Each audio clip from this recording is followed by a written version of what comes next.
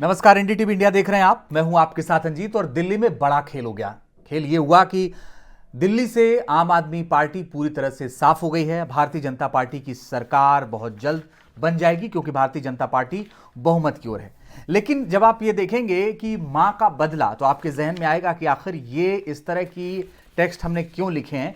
तो इसके पीछे कई कहानी है। हम लौटते हैं 2013 के पहले, जब अरविंद केजरीवाल ने सबसे ज्यादा आरोप कांग्रेस पर लगाया था। उनके सामने शीला दीक्षित थी और केंद्र में मनमोहन सिंह की सरकार थी, और इस दौरान वो भ्रष्टाचार का आरोप लगाते रहे। और उसके बाद आपको बता दें कि शीला दीक्षित के खिलाफ नई दिल्ली से वो चुनाव लड़े, वो चुनाव जीते भी, और शीला दीक्षित चुनाव हार गई।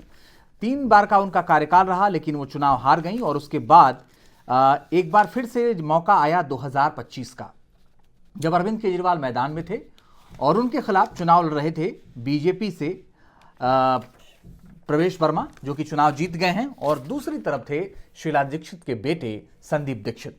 संदीप दीक्षित ने ले लिया है मां का बदला। कैसे लिया है वो आपको समझना पड़ेगा। दिल्ली के कई सीटों की अगर हम बात करें, खासकर सबसे पहले नई दिल्ली सीट की बात करते हैं। संदीप दीक्षित की अगर हम बात करें तो इनको मिले हैं 4,568 वोट के लगभग, और अरविंद केजरीवाल चुनाव हारे हैं 4,089 वोट से। अब आप ये समझिए कि अगर 4,089 वोट भी अरविंद केजरीवाल को मिल जाते 4,568 में से, तो अरविंद केजरीवाल ये चुनाव जीत जाते। इसी तरीके से सौरभ भारद्वाज की अगर हम बात करें तो सौरभ भारद्वाज भी गर्वित सिंघवी से चुनाव हार गए हैं। यहां पर भी कांग्रेस को जितने वोट मिले हैं वो लगभग उतने ही हैं जितने सौरभ भारद्वाज को जितनी जीत मिली है, लगभग उतना ही अंतर लगभग मान करके चलिए। उसके बाद दूसरा सबसे बड़ा नाम आम आदमी पार्टी में वो है मनीष सिसोदिया का। उप मुख्यमंत्री रहे, जेल में रहे, बाद में इस्तीफा दे दिया उन्होंने।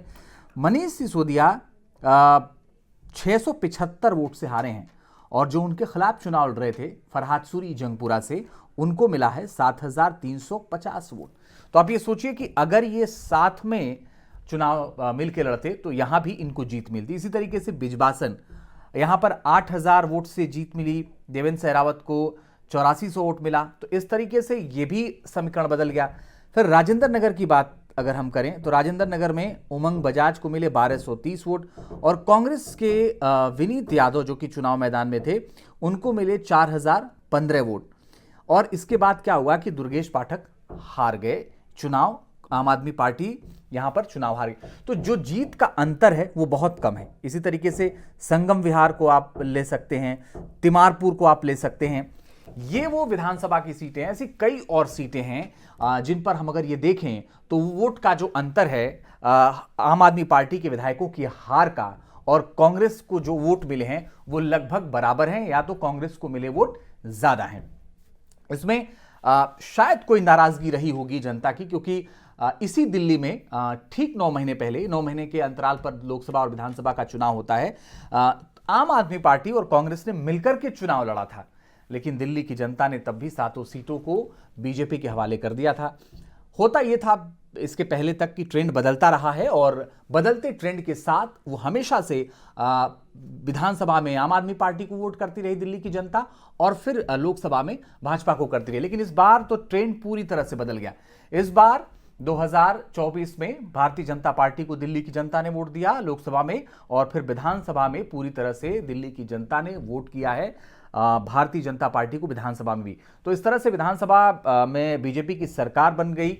और अब आपको बता दें कि मुख्यमंत्री के चेहरे को लेकर के होड़ मचेगी कि मुख्यमंत्री का चेहरा कौन होगा। लेकिन शीला दीक्षित को हराने वाले अरविंद केजरीवाल खुद चुनाव हार गए हैं नई दिल्ली से, और शायद उनको उम्मीद नहीं होगी कि वो चुनाव हार जाएंगे। आम आदमी पार्टी के संयोजक, आम आदमी पार्टी के सबसे बड़े चेहरे, और जो कुछ बड़े चेहरे हैं जिसमें मनीष सिसोदिया हैं, सौरभ भारद्वाज हैं, दुर्गेश पाठक हैं, ये लोग चुनाव हार गए हैं। और जिन सीटों का मैंने जिक्र किया, जिन सीटों के बारे में मैंने आपको बताया, उन सीटों पर अगर कांग्रेस और आम आदमी पार्टी का गठबंधन हुआ होता तो शायद आम आदमी पार्टी ये चुनाव जीत जाती। इसीलिए हम ये कह रहे हैं कि संदीप दीक्षित, जो कि बहुत ही मुखर होकर के, अब से नहीं काफी पहले से मुखर होकर बोलते रहे हैं, और ये जो चुनाव है क्योंकि आम आदमी पार्टी का जन्म ही कांग्रेस के खिलाफ आंदोलन से हुआ था, तो ये जो चुनाव है 2025 का विधानसभा चुनाव, ये कांग्रेस ने बहुत मुखरता के साथ लड़ी, कांग्रेस ने बहुत ताकत के साथ चुनाव लड़ा। उनका खाता नहीं खुल पाया, वो अलग बात है, लेकिन फिर भी वो बहुत ही प्रमुखता के साथ चुनाव ही लड़े। और उसके पीछे की वजह शायद उनके मन में रही हो कि नुकसान सबसे ज़्यादा अगर पार्टी को हुआ तो वो अरविंद केजरीवाल की वजह से हुआ, तो शायद उन्होंने इस तरह से काम किया। और संदीप दीक्षित के पास भी एक मौका था और इसीलिए शायद उन्होंने इस तरह इस चुनाव को लड़ा। और अगर संदीप, क्योंकि आप देखिए नई दिल्ली जो कि सबसे बड़ी सीट है, और ये एक रिकॉर्ड और बन गया कि 93 से नई दिल्ली विधानसभा जो जीतता है सरकार उसी की बनती है। वो ट्रेंड 2025 में भी कायम है, यानी प्रवेश वर्मा नई दिल्ली से चुनाव जीते हैं तो सरकार बीजेपी की बनेगी, मुख्यमंत्री कोई भी हो सकता है। अब आप देखिए 4089 वोट से संदीप दीक्षित, आपको बता दें कि अरविंद केजरीवाल हारे 4089 वोट से, और 4568 वोट मिले संदीप दीक्षित को।